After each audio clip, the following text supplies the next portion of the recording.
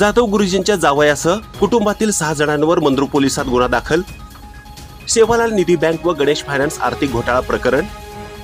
ठेवीदारांना फसवल्याप्रकरणी सदर बाजार पोलिसात गुन्हा दाखल असलेले गणेश फायनान्स व संत सेवालाल निधी बँकेचे शिवाजी जाधव गुरुजी व त्यांचा मुलगा सचिन जाधव याच्यासह जावई सचिन चव्हाण व कुटुंबातील अन्य तिघांविरोधात मंद्रुप पोलीस ठाण्यात गुन्हा दाखल करण्यात आला आहे। या प्रकरणी शीलवंत राऊतराव राहणार कंदलगाव तालुका दक्षिण सोलापूर यांनी मंद्रुप पोलीस ठाण्यात फिर्याद दिली आहे। यानुसार मंद्रुप पोलिसांनी संत सेवालाल निधी बँक आणि गणेश फायनान्सचे माजी मुख्याध्यापक शिवाजी जाधव, त्यांची पत्नी सुनीता, मुलगा सचिन, सून पूजा, सचिन किसन चव्हाण आणि त्यांची पत्नी सुजाता सचिन चव्हाण या 6 जणांविरुद्ध मंद्रुप पोलीस ठाण्यात फसवणुकीचा गुन्हा दाखल करण्यात आला आहे।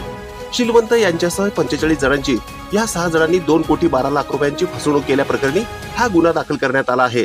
जाधव गुरुजी व त्याच्या साथीदारांनी या ठेवीदारांकडून बँक व फायनान्ससाठी जादा परताव्याची आमिष दाखवून ठेव घेतली। त्यानंतर मुदत पूर्ण झाल्यावर ठेव व व्याजाची मागणी केल्यावर देण्यास टाळाटाळ केली। याबाबत यापूर्वी सदर बाजार पोलीस ठाण्यातही जाधव गुरुजी व बँकेच्या संचालकांविरुद्ध गुन्हा दाखल करण्यात आला आहे। या प्रकरणात जाधव गुरुजी व त्याचा मुलगा सचिन जाधव याला अटक झाली आहे। सध्या ते न्यायालयीन कोठडीत आहेत। या प्रकरणात जाधव गुरुजीचा जावई आरोपी नव्हता, त्यामुळे तो बिनधास्तपणे फिरत होता, पण बँकेचे कार्यक्षेत्र मंद्रुपमध्ये असल्याने उर्वरित ठेवीदारांनी मंद्रुप पोलीस ठाण्यात धाव घेतली। सदर बाजार पोलीस ठाण्यात जाधव गुरुजी व त्यांची पत्नी, मुलगा, सून आणि बँकेच्या संचालकांविरुद्ध फसवणुकीचा गुन्हा दाखल झाला होता। त्यामुळे जावई सचिन चव्हाण हा बिनधास्त होता। थारमधून त्याचे फिरणे सुरूच होते।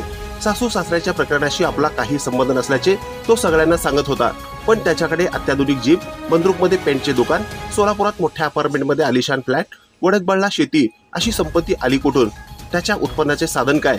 असे सवाल ठेवीदारांनी उपस्थित केले। घोटाळ्याचा सूत्रधार माजी मुख्याध्यापक जाधव गुरुजी याने पद्धतशीरपणे ही गुंतवणूक मुली व जावयाच्या नावे केल्याचा आरोप होत आहे।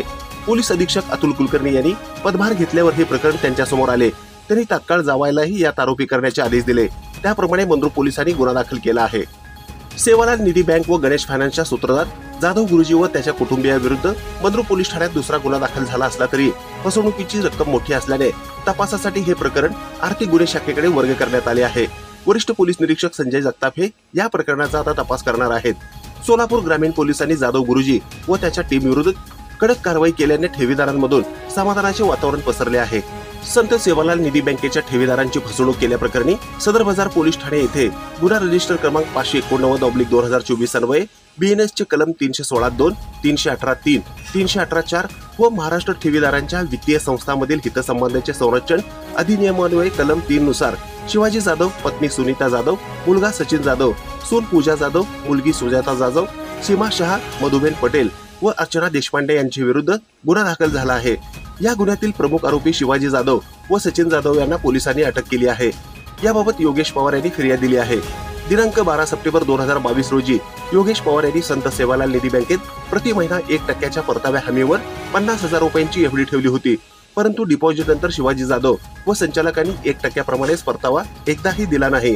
मुदतपूर्व एफडी मोडून एफडीचे व परताव्याचे पैसे परत मागितल्यावर उडवाउडीची उत्तरे देऊन पैसे देण्यास टाळाटाळ केली।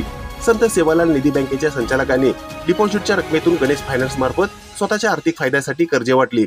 योगेश पवार यांचे 50,000 रुपये डिपॉझिट व त्यावरील 22 महिन्याचा 11,000 रुपये परतावा असे एकूण 61,000 रुपये इतकी रक्कम दिली नाही। तसेच ठेवीच्या पैशाचा गैरव्यवहार करून ठेवीदारांची फसवणूक केल्याची फिर्याद योगेश नागनाथ पवार यांनी दिली आहे। पुढील तपास पोलीस निरीक्षक लकडे हे करीत आहेत। ही बातमी संकलित केली आहे संपादक गुरुदादा गायकवाड यांनी। ताज्या घडामोडी पाहण्यासाठी आजच महाराष्ट्र सुखदेव न्यूज या YouTube चॅनलला लाईक आणि सबस्क्राईब करा। ताज्या घडामोडी पाहण्यासाठी आजच महाराष्ट्र सुखदेव न्यूज या YouTube चॅनलला लाईक आणि सबस्क्राईब करा।